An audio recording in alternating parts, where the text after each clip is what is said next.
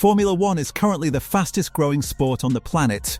Its revenue hit $3.9 billion in 2025. Its global fan base reached 827 million people. Its sponsorship income is expected to cross $3 billion in 2026 alone. The sport that was once written off as dying, too European, too technical, too boring for the modern attention span, has become a cultural juggernaut that Hollywood celebrities fight to attend and luxury brands pay hundreds of millions to associate with. On paper, Formula One has never been healthier. And yet, somewhere inside the offices of the people who run this sport, there is a question they discuss in private and never say out loud. What happens when Max Verstappen retires? Not if, when. Because the uncomfortable truth, the number that sits behind every sponsorship deal, every broadcast contract, every record attendance figure, is that a significant portion of Formula One's modern story is built around one man. And that man has already told you he is thinking about leaving. He just hasn't told you what the sport looks like after he does. But here's the real problem. It's not the loss of his results. Other drivers will win races. Other championships will be decided. The sport will go on. The real problem is structural. It is what Verstappen represents commercially, culturally, and narratively that cannot simply be replaced by whoever takes his seat. Every broadcast deal, every Oracle-level title sponsorship, every Drive to Survive episode that pulls in a new generation of fans, all of it is constructed around a narrative that has Max Verstappen at its center. Remove him, and the architecture doesn't just lose its champion, it loses its story. And Formula One has been here before, it just prefers not to talk about what happened last time. To understand what Formula One is about to face, you have to go back to 2006. Michael Schumacher had just completed his final season with Ferrari, 5 consecutive world championships, 91 race wins, the most dominant partnership the sport had ever seen. When Schumacher retired, the narrative consensus was simple. The sport would breathe, the competition would open up, new champions would emerge, fans who had grown bored of the red procession would return. The opposite happened. In the United Kingdom, which was then one of the sport's most important markets, viewership had already been falling steadily through Schumacher's dominance, from over 4 million average viewers in 2000 to under 3 million by 2006. The sport didn't immediately bounce back when he left. It wandered. There was no singular figure to attach the narrative to. The championship became competitive, but it lost its villain, its protagonist, its organising drama. It wasn't until a young British driver named Lewis Hamilton arrived in 2007 and immediately challenged for the title that the numbers moved again. By 2008, when Hamilton won the championship on the final corner of the final lap of the final race, the UK's title-deciding broadcast pulled 13 million viewers. The sport had its story back. Verstappen's retirement will trigger the same search. And nobody knows how long it will take to find the answer. And this is where it gets complicated. Because the scale of what Verstappen means commercially in 2026 is categorically different from what Schumacher meant in 2006. When Liberty Media acquired Formula One in 2017, the sport generated $1.8 billion in annual revenue. By 2025, that number had more than doubled to $3.9 billion. The growth story is real, and it is driven by multiple factors: the Las Vegas Grand Prix, the Netflix effect, the American expansion, the new broadcast deals. But sitting at the center of almost every major commercial conversation in that period is a 4-time world champion who is simultaneously the sport's most polarizing and most compelling figure. The Oracle title sponsorship with Red Bull, estimated at $100 million annually, was constructed around the commercial value of Max Verstappen. The HP title deal with Ferrari, the LVMH global partnership worth over $1 billion across 10 years, the Apple TV broadcast deal worth upwards of $140 million annually, none of these were signed because of a racetrack in Las Vegas. They were signed because Formula One had a face.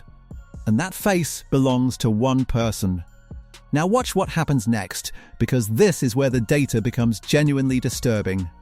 During Verstappen's most dominant season in 2023, when he won 19 of 22 races and the championship was mathematically settled by October, something happened to the viewing figures that the sports executives didn't publicly advertise.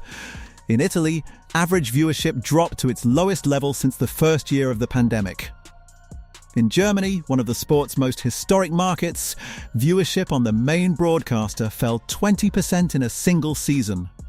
In the United States, the Saudi Arabian Grand Prix at the start of 2024 recorded a 40% drop in audience compared to the previous year. The sport that claimed record growth was simultaneously hemorrhaging casual viewers every time Verstappen made the result obvious before the final corner of the opening lap. And here is the brutal paradox at the heart of this entire story. When Verstappen wins by half a minute, people switch off. When Verstappen loses, when Lando Norris took his first victory in Miami in 2024, or when Hamilton won in Britain, those races set viewership records. The audience doesn't just want Verstappen to race, it wants him to struggle. It wants drama. And the question that nobody at Liberty Media will answer directly is this: when Verstappen is gone entirely, when there is no chance of seeing him beaten or watching him fight back, what replaces the emotional engine that currently drives the sport's casual audience? Here is how to understand the commercial risk in simple terms. Formula One's $3.9 billion revenue machine runs on three primary fuel sources. The first is media rights, broadcast deals with Sky, Apple, ESPN, and regional partners around the world. The second is race promotion fees, what cities and nations pay for the right to host a Grand Prix. The third is sponsorship, the $3 billion in brand investment that flows into the sport annually. Each of these three revenue streams is, to a greater or lesser degree, correlated with one thing: eyeballs. And eyeballs in sport follow narrative. They follow the question of who wins and why it matters. Right now, the central narrative of Formula One is Max Verstappen. Will he leave Red Bull? Will he win a fifth title? Can anyone beat him when the car is right? Is this the last we see of the greatest driver of his generation? Every one of those questions generates content, generates broadcast interest, generates the kind of casual conversation that makes a non-fan want to tune in. Remove those questions, and you are left with what Formula One was for most of the 2000s after Schumacher left: a technically brilliant, commercially sophisticated, deeply niche product struggling to explain to the mainstream audience why they should care about the outcome. Before we go further, tell me in the comments who you think becomes the face of Formula One after Verstappen. Is it Lando Norris, the reigning champion with the personality and the fan base? Is it Charles Leclerc, the closest thing the sport has to a classical matinee idol? Is it someone not yet on the grid? I genuinely want to know what you think, because the answer to that question determines everything. And if this kind of deep analysis is what you're here for, subscribe now, because what comes next is the part of this story that nobody in the sport's commercial offices wants to say in public. Here is the hidden cause. The reason Formula One cannot simply replace Max Verstappen is that Verstappen was not manufactured. He was not a product of the sport's commercial strategy. He arrived at Red Bull at 17, was promoted to the main team at 18, and spent the next decade becoming something that no marketing team in the world can engineer on a timeline. He became the driver that other drivers privately consider the benchmark, publicly refuse to challenge, and collectively fear. His peers voted him the best driver of the 2025 season, even though he didn't win the championship. His race engineer, the man who spent 10 years building the most technically intimate partnership in the sport, chose to follow the possibility of Verstappen to McLaren rather than stay at the team that made him. That is not a commercial asset. That is a gravitational force. Lando Norris is genuinely brilliant. He is the reigning world champion.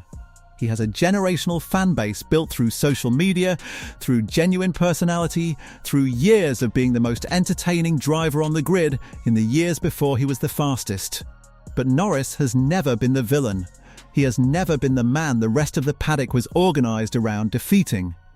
And in sport, the villain, the dominant, unbothered, uncomfortably talented force that everyone else defines themselves in opposition to, is often more commercially valuable than the hero. And this is where it all becomes genuinely serious.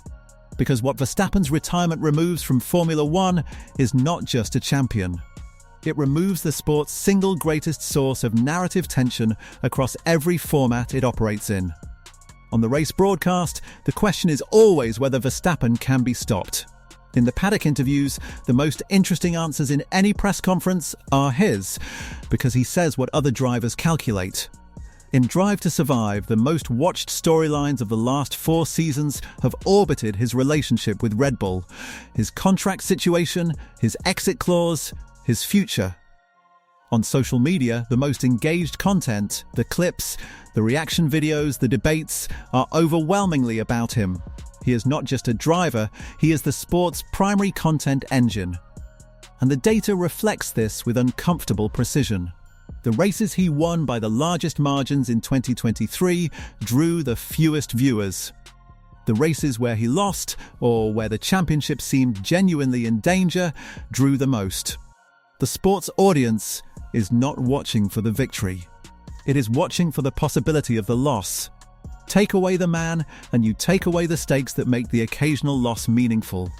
But there's a twist nobody is talking about, and it is happening right now in 2026 before Verstappen has retired from anything.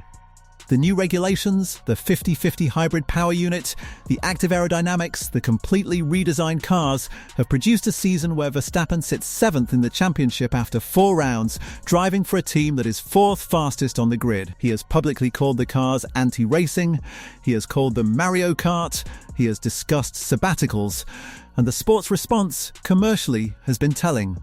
Liberty Media's Q1 2026 revenue was up 53% year-on-year. Sponsorship is growing, broadcast deals are strengthening, the car companies are more invested than ever. On the surface, it looks like the sport doesn't need him.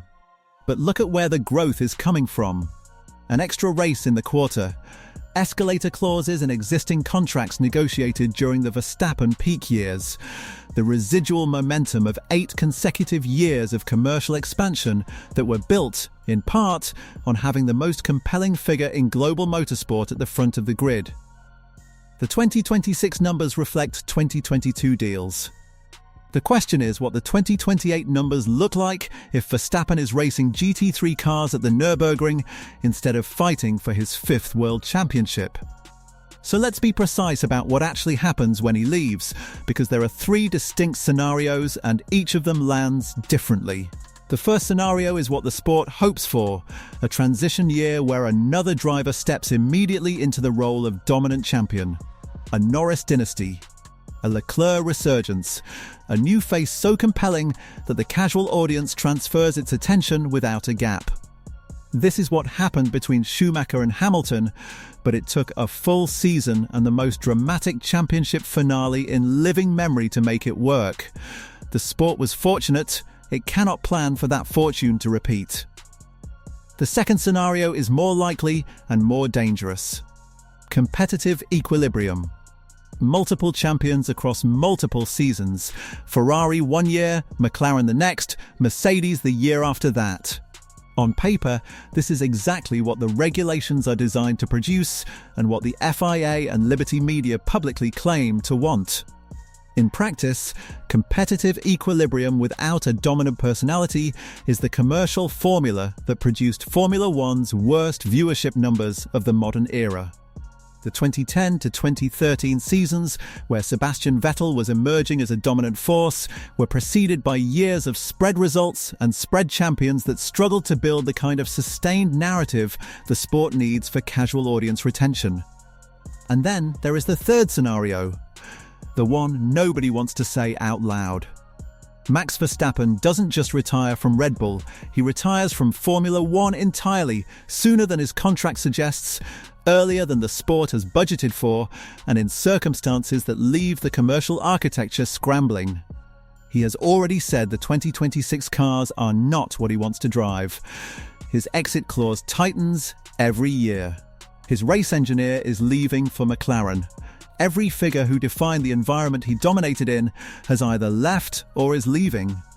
And his alternative, GT3 racing, endurance events, the Nürburgring 24 hours, the kind of raw mechanical challenge that Formula One in the hybrid era has stopped providing, is actively calling him. If Verstappen walks at 29 or 30, Formula One loses not just its champion, but its proof of concept. It loses the argument that the sport is still the thing the best drivers in the world want to win more than anything else. That is not a commercial problem. That is an existential one. Here is the answer that Formula One will not give you publicly, but that the numbers quietly confirm. The sport is bigger than any one driver. It will survive Verstappen's retirement the way it survived Schumacher's, the way it survived Ayrton Senna's death, the way it has survived every era-defining figure who eventually walked away. But survival is not the question. The question is what it becomes in the years between losing the story it has and finding the story it needs next. Because right now, Formula One is a $3.9 billion business built on a foundation of competitive drama, luxury brand aspiration, and a single four-time world champion who drives like the car is an extension of his nervous system and speaks to the press like he has absolutely nothing to lose. That combination does not grow on trees. When the Schumacher era ended, it took Lewis Hamilton, a generational talent arriving at exactly the right moment, in the right car, in a story compelling enough to pull 13 million people to their televisions on a Sunday afternoon in Brazil to fill the gap. Formula One got lucky. It found its next story before the audience drifted too far. Whether it finds the next one after Verstappen, on the same timeline, with the same commercial urgency, is the question that keeps the people who run this sport awake far later than any race result ever could. Max Verstappen is 28 years old. He has already said the cars don't feel right. He has already built the exit. The countdown has started. And Formula One, for all its billions and its broadcast deals and its celebrity grandstands, has no answer for what comes next. Tell me in the comments, do you think the sport survives his exit the way it survived Schumacher? Or is this time different? And subscribe, because when the day comes, we'll be the first to break down exactly what it means.